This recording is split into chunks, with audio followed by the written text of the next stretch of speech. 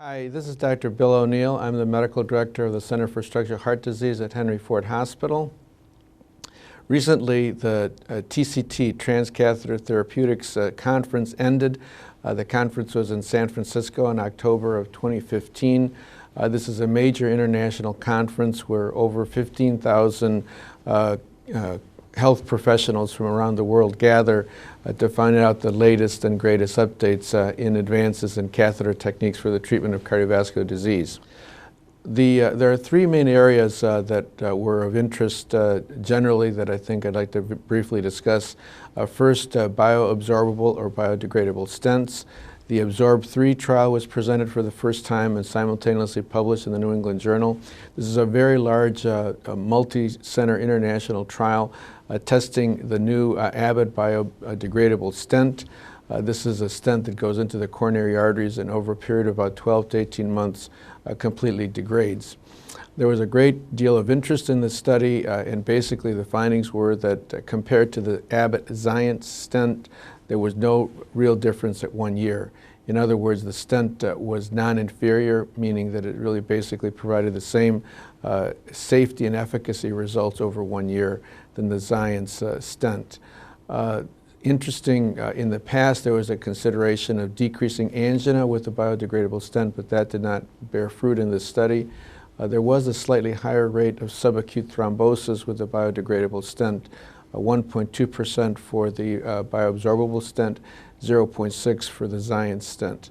So I would conclude from this that it's a very good stent. It's not going to provide an order of magnitude of advantage over the regular Xience drug-eluting stent. There probably will be subgroups like patients with left main disease, patients with bifurcation, and patients with distal LAD disease where you would want the stuff to degrade so the patient could be eligible for a mammary graft in the future. But apart from this, it's going to be quite difficult to try to figure out who would be specifically of benefit for the stent. We do know in small blood vessels, vessels less than 2.5 millimeters in diameter, that the bioabsorbable stent is quite bulky, and they actually look like a slightly worse outcome for those patients. So I think we're going to avoid those with the current platform.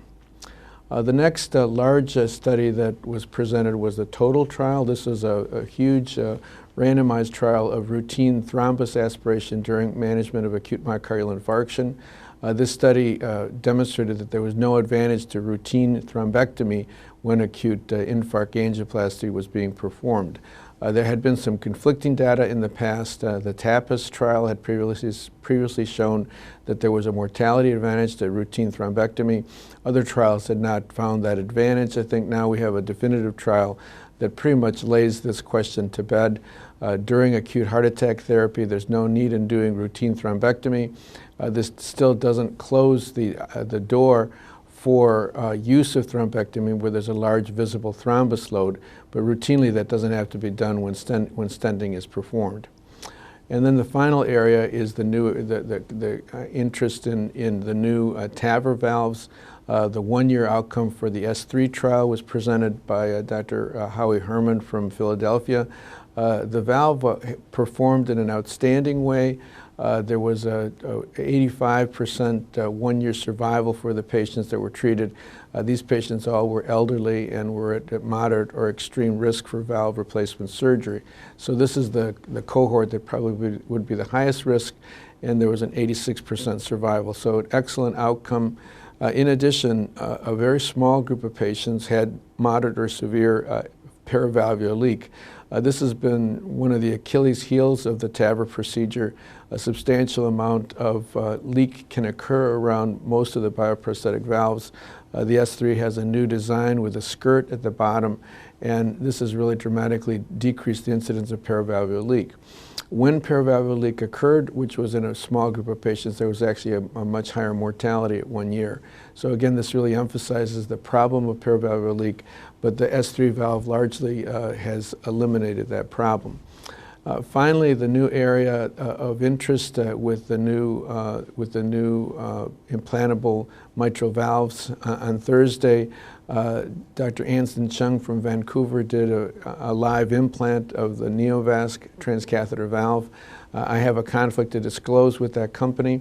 Having said that, Dr. Leon basically has raved about how good the implant was, how safe and smooth, and the perfect anatomic and technical result.